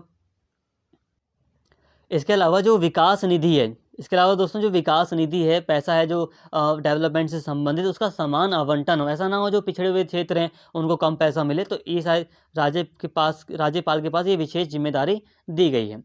अनुच्छेद 371 में ये प्रावधान महाराष्ट्र और गुजरात के लिए किया गया है। ठीक है, अब इसी तरह यहाँ पे थोड़ा डिटेल में पढ़ना, समझना। यहाँ पे डिटेल में लिखा है, मैं इसे शॉर्ट में समझाऊंगा आपको। अगर आप बड़े बड़े पॉइंट देखोगे तो आपको थोड़ा हो सकता है अजीब लगे कि यार याद कर पाऊंगा नहीं कर पाऊंगा। मैं आपको शॉर्ट में समझाऊंगा, आप शॉर्ट में लिख लेना, शॉर्ट में याद कर लेना। उसी तरह अनुच्छेद 371 ए नागालैंड राज्य के लिए विशेष प्रावधान करता है। भारतीय संसद ने 13वां संवैधानिक संशोधन अधिनियम वर्ष 1962 में पारित किया। वर्ष 1963 में अनुच्छेद 371 ए को जोड़ा गया और उसी वर्ष नागालैंड राज्य का गठन हुआ। अनुच्छेद 371 ए के अनुसार यदि भारत की संसद नागाओं या नागा प्रथागत कानून और प्रक्रिया के धार्मिक अथवा सामाजिक प्रथाओं से संबंधित कोई भी विधेयक पारित करती है, या नागरिक या आपराधिक न्याय के प्रशासन में नागा प्रथागत कानून या स्वामित्व और भूमि तथा उसके संसाधनों के हस्तांतरण के अनुसार निर्णय शामिल है, तो फिर इस विधेयक पर राज्य विधायिका की सहमति लेनी अनिवार्य होगी। यह अनुच्छेद नागालैंड के राज्यपाल को राज्य में कानून और व्यवस्था के संबंध में विशेष जिम्मेदारी भी प्रदान करता है। मतलब देखिए, अब यहाँ पर एक अनुच्छेद है, अनुच्छेद 371 ए। अब ये नागालैंड से संबंधित है, ये नागालैंड से संबंधित कुछ विशेष प्रावधान कर रहा है। क्या कर रहा है? तो ये कहता है कि देखिए, जो संसद है, अगर संसद जो नागा लोग हैं वहाँ नागालैंड में, उनके प्रथागत कोई कानून है, कोई धार्मिक विश्वास है, कोई सामाजिक प्रथा है, उससे संबंधित कोई विषय है जिस पर संसद कानून बना रही है, या नागालैंड की जो भूमि है उससे संबंधित कोई कानून बना रही है या कुछ चीज़ें कर रही है, ठीक है, यहाँ पे लिखी हुई ये सारी बातें, तो ऐसे में जो वहाँ की राज्य विधायिका है उसकी भी सहमति लेनी पड़ेगी संसद को उस विधेयक पर, ठीक है। संसद जो भी विधेयक बना रही है, ठीक है, या ये जो मतलब चीज़ें हैं जैसे कि धार्मिक विश्वास, कोई सामाजिक प्रथा है, या कोई भूमि है, स्वामित्व से संबंधित कोई कानून बना रही है संसद, तो वो जो कानून है ना उस पर राज्य विधायिका की भी सहमति लेनी पड़ेगी। राज्य की जो विधानसभा है उसकी भी सहमति संसद को लेनी पड़ेगी, ठीक है। ये विशेष प्रावधान इसके द्वारा किया गया है, इस अनुच्छेद के द्वारा। साथ में ये भी है कि जो राज्यपाल है नागालैंड का, जो राज्यपाल होगा उसकी एक विशेष जिम्मेदारी भी होगी, ठीक है, एक विशेष जिम्मेदारी भी प्रदान करता है। जैसे कि कोई आंतरिक गड़बड़ी होती है तो उस संबंध में विशेष जिम्मेदारी दी गई है वहाँ के राज्यपाल को। यहाँ पे एक शब्द आया है तुएंगसांग जिला, तो ये जिले का भी नाम रख दिया है वहाँ पे। तो आई होप यहाँ तक आपको बात समझ में आई होगी, ठीक है, कोई इशू नहीं है यहाँ तक।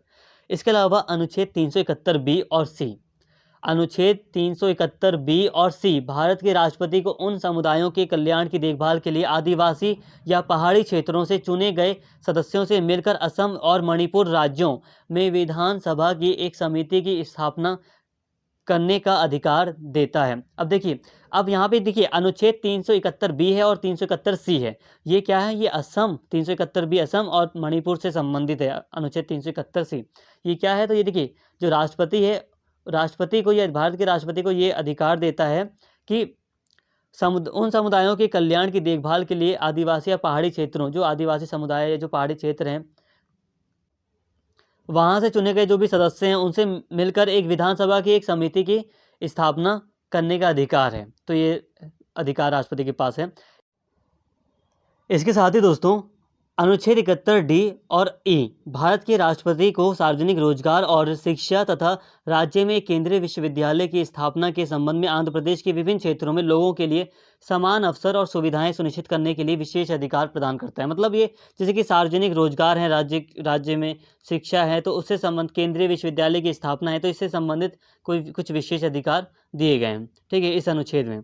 इसके अलावा अनुच्छेद 371 एफ में उल्लिखित है कि सिक्किम विधानसभा का गठन कम से कम 30 सदस्यों से होगा। लोकसभा में सिक्किम को एक सीट दी जाएगी तथा पूरे सिक्किम को एक संसदीय क्षेत्र माना जाएगा। कहने का मतलब ये है कि अनुच्छेद जो 371 एफ है, 371 जो एफ है, वो सिक्किम को ये विशेष अधिकार देता है कि सिक्किम में जो विधानसभा होगी उसमें कम से कम 30 सदस्य होने चाहिए, ठीक है, उसका गठन कम से कम 30 सदस्यों से हो, क्योंकि देखिए जनसंख्या वगैरह कम है ना, तो इसलिए ये प्रावधान बनाए गए हैं। और कम से कम एक लोकसभा में सिक्किम को एक सीट दी जाएगी, ये भी प्रावधान है कि एक सीट उसे दी जाएगी और पूरे सिक्किम को एक संसदीय क्षेत्र माना जाएगा। इसके अलावा अनुच्छेद 371 जो जी है वो मिजोरम से संबंधित है और मिजोरम के लिए ये विशेष प्रावधान करता है। क्या प्रावधान करता है? तो देखिए, संसद द्वारा बनाया गया कोई नियम मिजोरम राज्य पर तब तक लागू नहीं होगा जब तक कि राज्य की विधानसभा ऐसा करने का निर्णय ना करे। मतलब देखिए, कुछ विषय हैं जिस पर अगर संसद कानून बनाती है, ठीक है, तो जैसे कि मान लीजिए मिजो लोगों की सामाजिक एवं धार्मिक प्रथाएं, अगर मान लीजिए इस विषय पर संसद कोई कानून बनाए, या जो रूढ़िजन्य विधि या प्रक्रिया है, सिविल और दांडिक न्याय प्रशासन है, इससे संबंधित कोई कानून बनाए, या भूमि का स्वामित्व और अंतरण से संबंधित अगर कोई कानून बनाती है संसद, तो इन विषयों पर जो राज्य की विधानसभा है उसकी भी स्वीकृति की आवश्यकता होगी संसद को, ठीक है, तो ये प्रावधान किया गया है। इसके अलावा मिजोरम विधानसभा में कम से कम 40 सदस्य होंगे, ये भी प्रावधान किया गया है। इसके साथ ही दोस्तों, ये जो अनुच्छेद 371 एच है वो अरुणाचल प्रदेश से संबंधित है और ये अरुणाचल प्रदेश में राज्यपाल को, गवर्नर को कानून और व्यवस्था के संबंध में विशेष जिम्मेदारी देता है। अनुच्छेद 371 आई में गोवा के लिए विशेष प्रावधान किया गया है कि राज्य की विधानसभा में कम से कम 30 सदस्य होने चाहिए। सिंपल है, ठीक है, ये गोवा से संबंधित है। इसके अलावा अनुच्छेद जे 371 जे कर्नाटक के हैदराबाद कर्नाटक क्षेत्र के लिए विशेष प्रावधान है, जिसमें गुलबर्गा, बीदर, रायचूर, कोप्पल, यादगीर और बेल्लारी जैसे 6 पिछड़े जिले शामिल हैं। इस अनुच्छेद के तहत इन जिलों के लिए अलग अलग विकास परिषदों की स्थापना, राज्य विधानसभा में इनकी प्रतिनिधित्व, राज्य सरकार के पदों, शैक्षणिक संस्थाओं में इनके लिए आरक्षण और इनके विकास के लिए निधि का समत्वपूर्ण आवंटन हो, समान आवंटन हो। इस अनुच्छेद का उद्देश्य इन जिलों की विकासात्मक जरूरतों को पूरा करना और इनमें आर्थिक और सामाजिक समानता लाना है। कहने का मतलब दोस्तों, ये जो अनुच्छेद जे है, ये 371 जे, ये कर्नाटक से संबंधित है। देखिए, कर्नाटक का एक हैदराबाद कर्नाटक क्षेत्र है। ये हैदराबाद कर्नाटक क्षेत्र का आप यूँ समझ सकते हैं कि जो उत्तरी कर्नाटक का एक क्षेत्र है, जिसे हैदराबाद कर्नाटक क्षेत्र कहा जाता है, इसमें 6 जिले शामिल हैं। इस क्षेत्र में कर्नाटक का ही ये क्षेत्र है, ठीक है, कर्नाटक राज्य का ये एक क्षेत्र है। इसमें 6 जिले शामिल हैं। कौन से 6 जिले शामिल हैं? तो जो पिछड़े हुए 6 जिले हैं कर्नाटक राज्य के, वो इसमें शामिल हैं। कर्नाटक राज्य के ये 6 जिले इसमें शामिल हैं। इसमें विकास से संबंधित प्रावधान किया गया है, ठीक है, कि जो विकास वगैरह के लिए जो प्रावधान है वो इसमें किया गया है। मतलब 371 जे अनुच्छेद में ऐसे प्रावधान किए गए हैं जिसके द्वारा इन क्षेत्रों का, इन जिलों का विकास हो, ठीक है। इस अनुच्छेद का उद्देश्य इन जिलों की विकासात्मक जरूरतों को पूरा करना है, ठीक है। जो सामाजिक आर्थिक असमानता है, इसको दूर करने का प्रयास करना है, समानता लाना है। तो ये चीज़ें इसमें शामिल हैं। तो यहाँ तक आई होप सारी बातें आपको समझ में आई होंगी। यहाँ तक हमने एक एक आर्टिकल को देख लिया जो विशेष प्रावधान कर रहे हैं, ठीक है, अलग अलग राज्यों के लिए। दोस्तों, अब आगे बढ़ने से पहले एक पॉइंट यहाँ पे मैं एक्सप्लेन कर देता हूँ। वाला पॉइंट देखिए, एक रोनाल्ड वॉट्स हैं, तो ये राजनीतिक विषमता और संवैधानिक विषमता की बात करते हैं कि नॉर्मली जो संघीय देश होते हैं, फेडरल सिस्टम वाले, उनमें राजनीतिक विषमता या संवैधानिक विषमता भी देखने को मिलती है। तो देखिए, राजनीतिक विषमता, संवैधानिक विषमता की अगर हम बात करें तो भारत में, जैसे कि यहाँ पे एक विद्वान है प्रोफेसर जो रेखा सक्सेना है, वो बताती हैं कि भारत में इन दोनों प्रकार की विषमता का चित्रण है। मतलब भारत में राजनीतिक विषमता भी देखने को मिलती है, संवैधानिक विषमता भी देखने को मिलती है। राजनीतिक विषमता का मतलब है दोस्तों कि देखिए, अलग अलग राज्यों की अलग अलग जनसंख्या है। कोई राज्य जमीन भूमि के हिसाब से देखा जाए तो छोटा है, कोई भूमि के हिसाब से थोड़ा ज़्यादा बड़ा है, ठीक है। संवैधानिक विषमता का मतलब ये है कि संविधान में जो विशेष दर्जा दिया गया है, किसी के लिए, किसी राज्य के लिए अलग प्रावधान किया गया है, किसी के लिए थोड़ा अलग। तो मतलब संवैधानिक विषमता भी है और राजनीतिक विषमता भी भारत में है।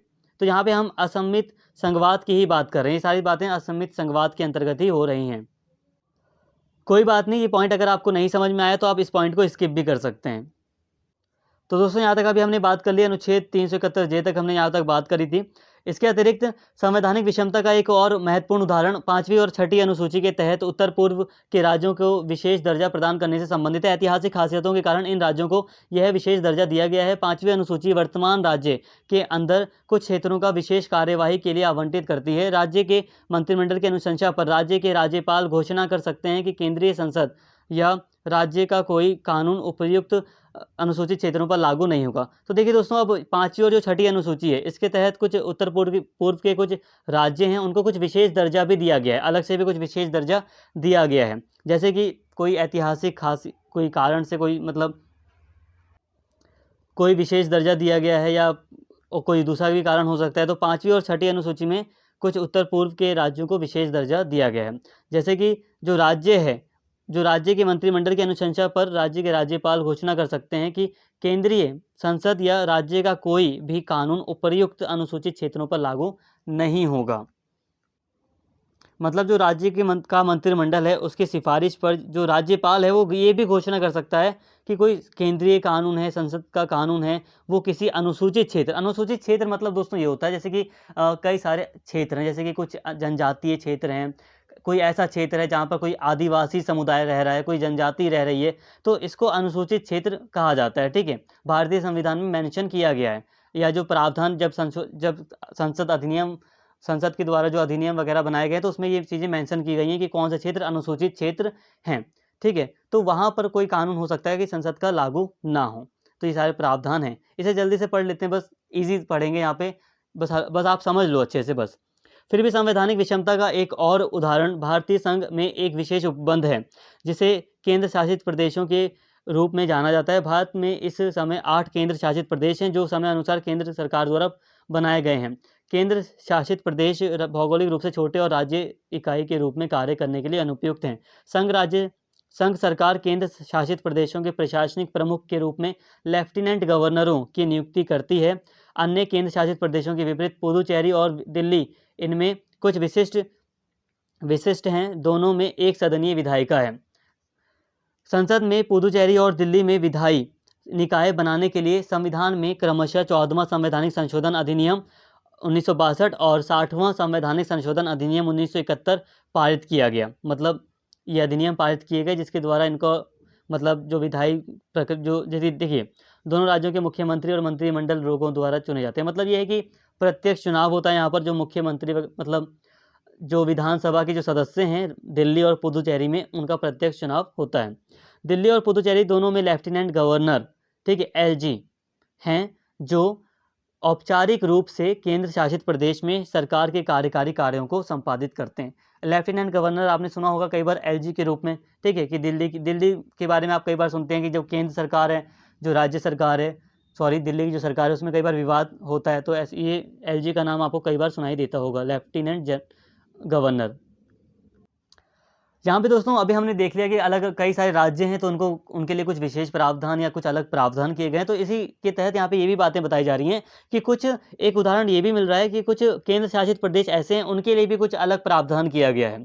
जैसे कि केंद्र शासित प्रदेश कई केंद्र शासित प्रदेश हैं भारत में, उनमें से अगर हम बात करें तो जो पुदुचेरी है, जो दिल्ली है, इसके लिए कुछ अलग प्रावधान किए गए हैं। यहाँ पर एक सदनीय विधायिका है, ठीक है, यहाँ पर अपनी विधानसभा होती है, यहाँ के मुख्यमंत्री होते हैं, ठीक है, जिनका चुनाव होता है, मतलब प्रत्यक्ष चुनाव होता है यहाँ के जो विधानसभा के जो सदस्य हैं उनका।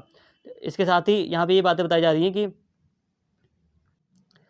जो केंद्र शासित प्रदेश हैं, ठीक है, उनमें केंद्र सरकार शासन करने के लिए लेफ्टिनेंट गवर्नर को भी नियुक्त करती है। जो केंद्र शासित प्रदेश होते हैं केंद्र शासित प्रदेशों में केंद्र सरकार के द्वारा लेफ्टिनेंट गवर्नर नियुक्त किए जाते हैं, ठीक है, केंद्र शासित प्रदेशों के शासन करने के लिए। दिल्ली में भूमि, पुलिस और कानून व्यवस्था पर अधिकार संघ को सौंपा गया है। केंद्र शासित प्रदेश के बावजूद पुदुचेरी को इन विषयों पर नियंत्रण प्राप्त है। दिल्ली और पुदुचेरी दोनों की ही यह अनूठी स्थिति दिल्ली और पुदुचेरी में राज्य की सरकारों और केंद्र सरकार के बीच विवाद की स्थिति को जन्म देती है। तो दोस्तों यही कहने का मतलब यही है कि दिल्ली और पुदुचेरी के लिए कुछ विशेष प्रावधान किए गए हैं। वो यही है कि यहाँ पर एक सदनीय विधायिका है, ठीक है। इसके साथ ही यहाँ पे अगर हम बात करें तो अलग अलग जो विषय हैं इनके, जैसे कि दिल्ली में जो भूमि, पुलिस और जो कानून व्यवस्था से संबंधित जो अधिकार हैं वो केंद्र सरकार के हाथों में हैं, ठीक है, ये चीज़ें हैं।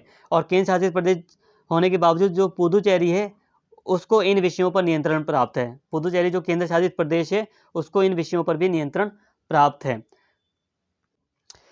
तो यहाँ हमने देखा कि कुछ राज्यों के लिए अलग प्रावधान किए गए हैं, केंद्र शासित प्रदेश दिल्ली और पुदुचेरी के लिए अलग प्रावधान किए गए हैं। तो ये संवैधानिक रूप से हम देखते हैं कि ये विषमता दिखाई देती है, ये थोड़ी सी असमित संघवाद का कुछ यहाँ पे उदाहरण हमने देख लिए। इसके साथ ही राजनीतिक असमितता भी दिखाई देती है हमें, ठीक है। राजनीतिक असमितता का मतलब है पॉलिटिकली हमें यहाँ पर कुछ चीज़ें मतलब दिखाई देती हैं। क्या है यहाँ पे, देखिए दोस्तों, कहने का मतलब यहाँ पे सिंपल सा है। देखिए जो राज्यसभा है, राज्यसभा में क्या है कि राज्यसभा में जनसंख्या के आधार पर प्रतिनिधित्व दिया जाता है। जिस राज्य की जितनी जनसंख्या है, मैं यहाँ पे ज़्यादा डिटेल में नहीं समझाऊंगा, जिस राज्य की जितनी जनसंख्या है उसको उस आधार पर प्रतिनिधित्व प्रदान किया गया है राज्यसभा में, ठीक है। राज्य की जनसंख्या के आधार पर राज्यों को सीटें दी गई हैं। अब ऐसे में क्या होता है कि जो उत्तर प्रदेश जैसे जो राज्य हैं उनकी राज्यसभा में 31 सीटें हैं, लगभग 31 सीटें उत्तर प्रदेश के पास हैं राज्यसभा की, ठीक है, क्योंकि उत्तर प्रदेश की जो जनसंख्या है वो सबसे अधिक है। जबकि मेघालय, मिजोरम और मणिपुर, पुदुचेरी और गोवा जैसे जो छोटे राज्य हैं उनमें राज्यसभा की महज 1 सीट है। अब देखिए मिजोरम, मेघालय, अब इनकी इतनी जनसंख्या नहीं है ना, तो जनसंख्या के आधार पर सीटें दी जा रही हैं, तो इनकी तो केवल 1 सीट है। आप खुद बताइए राज्यसभा में किसकी सुनी जाएगी? जाहिर सी बात है जिसकी जितनी ज़्यादा सीट होगी उस राज्य का प्रतिनिधित्व अधिक होगा। तो पॉलिटिकली भी यहाँ पे एक विषमता देखने को मिलती है राजनीतिक रूप से कि जो मतलब जिन राज्यों की जनसंख्या कम है उनको प्रतिनिधित्व भी कम दिया गया है। तो कहने का मतलब है वो अपनी जो विचार हैं वो उनका जो प्रतिनिधित्व है वो कम कर पाएंगे वहाँ पर राज्यसभा में। और जब अगर हम बात कर रहे हैं संयुक्त राज्य अमेरिका की, तो वहाँ पर ऐसा नहीं है, वहाँ पर औपचारिक समानता के आधार पर प्रतिनिधित्व प्रदान किया जाता है। मतलब यहाँ पर वहाँ पर यह है कि जितने भी राज्य हैं उन सभी को समान सीटें दी जाती हैं, समान सीटें दी गई हैं, चाहे उनकी जनसंख्या कुछ भी हो। तो ये सारी बातें हैं इसमें। तो दोस्तों अभी यहाँ पर हमने असमित संघवाद को काफ़ी अच्छे से समझ लिया। अब हम आप बात कर लेते हैं कि क्वेश्चन अगर ऐसा आ जाता है कि जैसे कि मान लीजिए कई बार क्वेश्चन आता है कि सम्मित और असम्मित संघवाद की जो विशेषताएं हैं भारतीय संघवाद में, इसको आप लिखिए। ठीक है, कई बार ऐसे क्वेश्चन बनकर आ जाता है कि भारतीय संविधान की सम्मित और असम्मित भारतीय संघवाद की सम्मित और असम्मित विशेषताओं को लिखिए। तो इसमें आप क्या लिखेंगे? देखिए, असम्मित संघवाद में तो आप लिख देंगे जो बातें आपको पढ़ाई गई, लेकिन सम्मित में क्या लिखेंगे? तो सम्मित में आपको, आप याद कीजिए स्टार्टिंग में आपको कुछ बातें बताई थी मैंने, तो वो आप सम्मित में लिखेंगे। तो क्या लिखेंगे तो मैं आपको बताता हूँ। पहले असम्मित देख लेते हैं। असम्मित में आप यही सारी बातें लिखेंगे जो आपको यहाँ पे बताई गई हैं। यहाँ पर हमने असम्मित संघवाद को समझा कि असम्मित संघवाद नॉर्मली क्या होता है, ये हल्का सा हमने समझा था, लेकिन यहाँ पे हमने भारतीय संविधान के कॉन्टेक्स्ट में पढ़ाई, यहाँ पे सारी बातें समझी कि भारतीय संविधान में कौन कौन से प्रावधान हैं जो कि असम्मित संघवाद से संबंधित हैं। तो जैसे कि कुछ राज्यों को विशेष प्रावधान किए गए हैं, कुछ राज्यों के लिए, ठीक है, कुछ जो कि अनुसूचित क्षेत्र हैं उनके लिए प्रावधान किए गए हैं, विशेष प्रावधान, केंद्र शासित प्रदेशों के लिए कुछ प्रावधान किए गए हैं, ये हमने अच्छे से देखा। फिर हमने ये भी बात की कि जैसे कि राज्यसभा का जो प्रतिनिधित्व है उसमें भी हमें विषमता दिखाई देती है। तो ठीक है, ये भी असम्मित संघवाद के अंतर्गत ही आता है। तो ये हमने असम्मित संघवाद की बात कर ली। तो असम्मित संघवाद में आप वो लिख देंगे। अगर आपसे एग्जाम में कहा जाए, बाई चांस मान लीजिए कहा जाए कि आपको सम्मित संघवाद भी लिखना है, ठीक है, सम्मित भारतीय संविधान की सम्मित जो विशेषताएं हैं वो भी आपको लिखनी है। तो सम्मित में आप ये सारी बातें लिखेंगे। ठीक है, कि भारतीय संविधान क्या है, द्वैध राज पद्धति है, लिखित संविधान है, शक्तियों का विभाजन किया गया है, कठोर संविधान है, स्वतंत्र न्यायपालिका। तो ये सारी बातें आप लिख सकते हैं सम्मित संघवाद में। हालांकि दोस्तों हमने यहाँ पे सिलेबस के अकॉर्डिंग सारी ही बातें कंप्लीट कर ली हैं। उम्मीद करता हूँ यहाँ तक आपको सारी बातें समझ में आई होंगी। ठीक है, जहाँ तक मोस्टली है कि केंद्र राज्य संबंधों से क्वेश्चन आएगा तो आप कर लेंगे, असम्मित संघवाद से क्वेश्चन आएगा तो आप कर लेंगे। उम्मीद करता हूँ यहाँ तक आपको सारी बातें समझ में आ गई हैं। हमने यहाँ पर ये भी देख लिया कि असम्मित संघवाद से रिलेटेड अगर कोई क्वेश्चन आता है तो उसमें आपको क्या लिखना है। बाकी सम्मित संघवाद से कोई क्वेश्चन आए ना आए इसके लिए थोड़ा कुछ कहना थोड़ा मुश्किल है। बाकी असम्मित संघवाद से अगर कोई क्वेश्चन आता है तो आप काफ़ी अच्छे से कर पाएंगे। तो वीडियो थोड़ी लॉन्ग हो गई और हमने यहाँ पे सारी ही बातें सिलेबस के अकॉर्डिंग ख़त्म कर ली हैं। उम्मीद करता हूँ वीडियो आपको पसंद आई होगी, सारे टॉपिक्स आपके क्लियर हुए होंगे। तो फ्रेंड्स, अगर आपको वीडियो अच्छी लगी हो तो प्लीज़ कमेंट करके अपना फीडबैक ज़रूर दें, वीडियो को लाइक करें, शेयर करें। और अगर आपने अभी तक चैनल को सब्सक्राइब नहीं किया है तो चैनल को सब्सक्राइब कर लें। Thank you.